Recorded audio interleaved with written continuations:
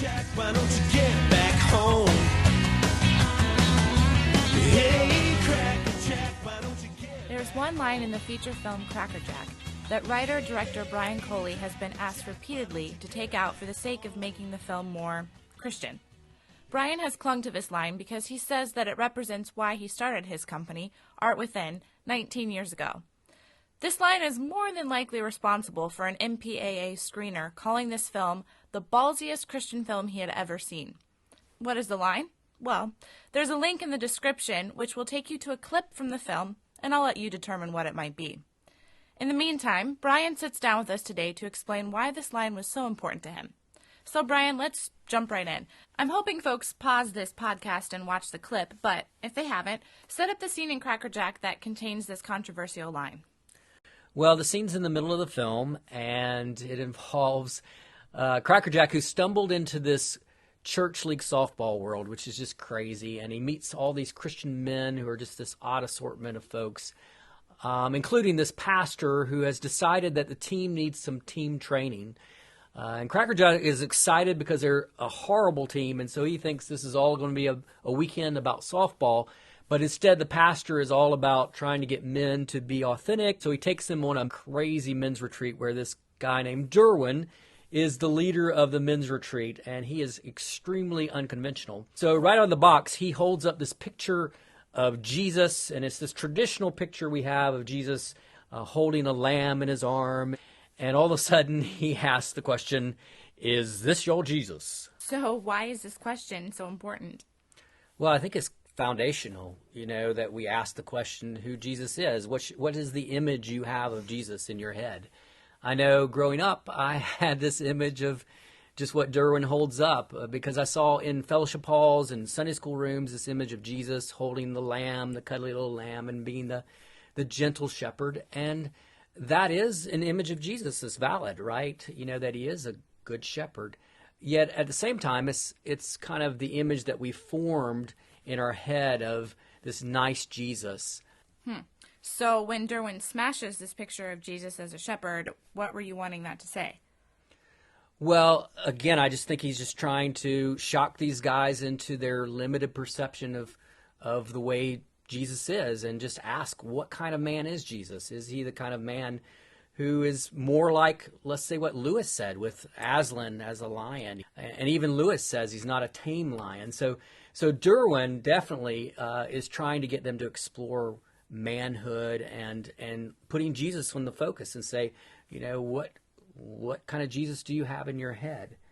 Now, I know that the film has church league softball in it, and I imagine there's a lot of guys out there that can relate to the tension between being a Christian and being a competitive man. So I guess that's sort of like the lion and the lamb type of stuff you're talking about?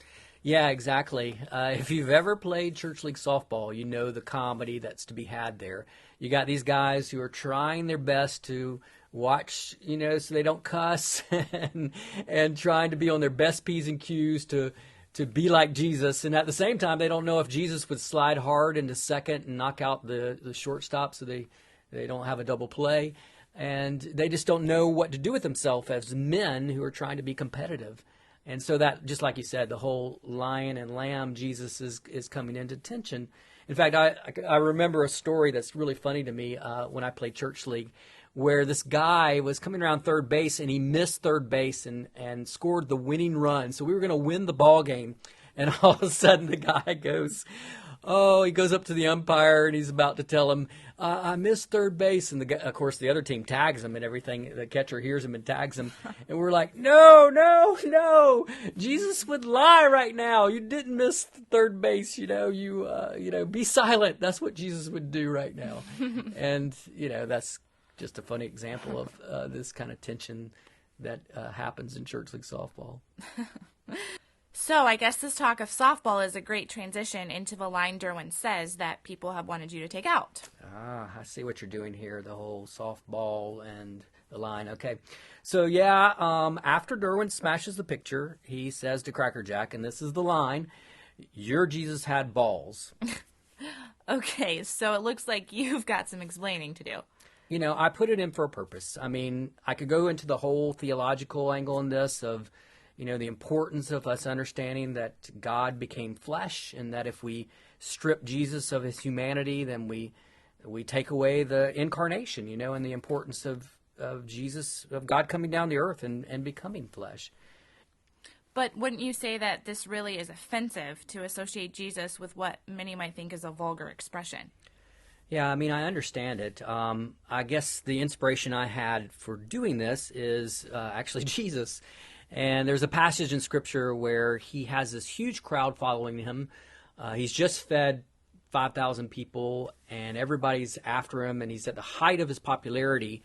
And all of a sudden, he just turns around to these folks and says, if you're going to follow me, you have to eat my flesh and drink my blood.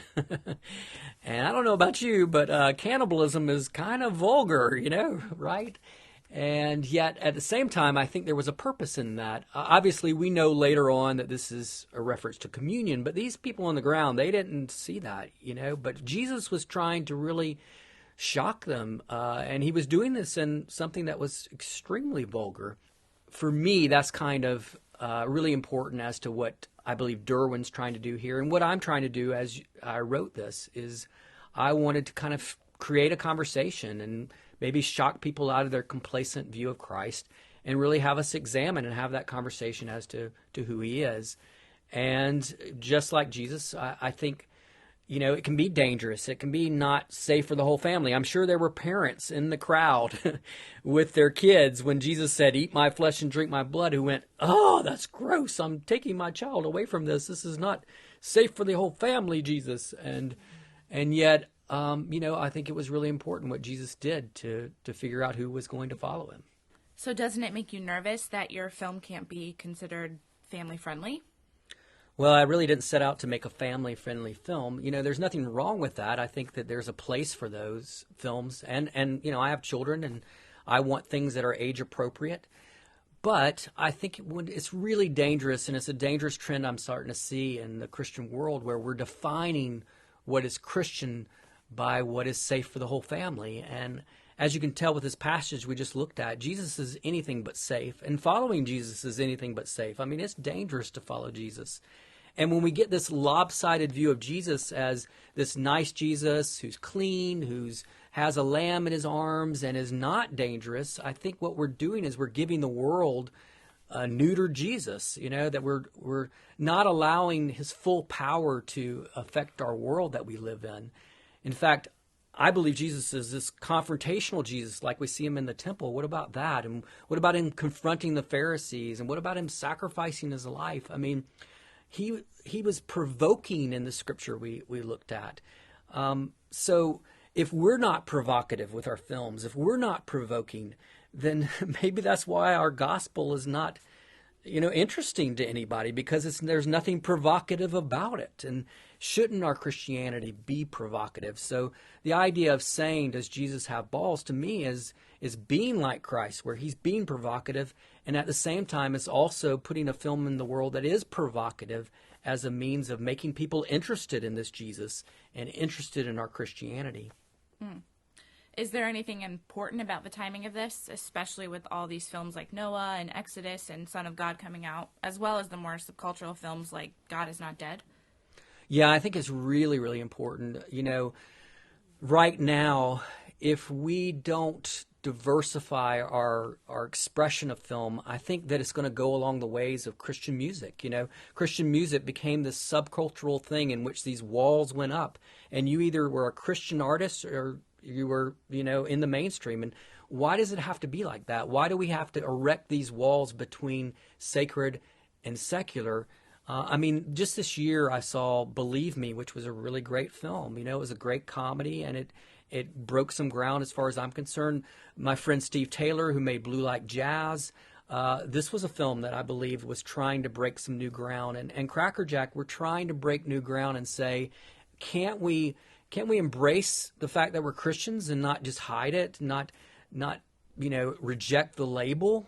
Why can't we have the label and diversify it and say, yeah, this is Christian too? We're not letting a small group of people determine what Christ's name is lent to, and let that be that, And so I have a problem where right now in the industry, all we're seeing is the same old preachy melodramas. We're seeing the same old Bible robe movies. Forever we're seeing these cliche images of our faith. And I don't wear a Bible robe, and I'm not going around being preachy. And I'm not waiting for the apocalypse to happen any minute. And I don't even own a dog for all these movies with dogs, that we say are Christian. So for me, I want my faith to be represented up on the screen. And that's why I made Crackerjack. So it would be something totally different that people could see.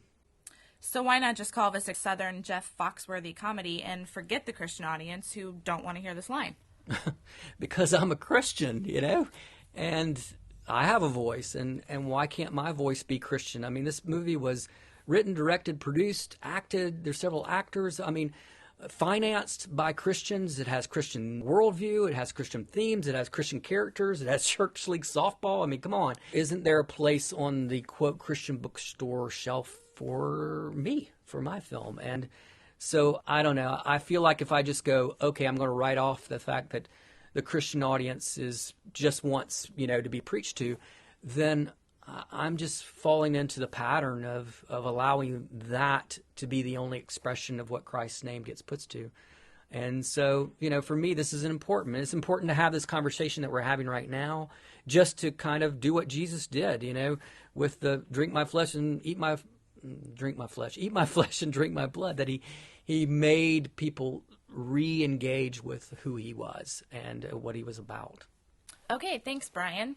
Well, Crackerjack will be available for digital download on such platforms as iTunes, Vudu, Amazon, and on demand on March 17th.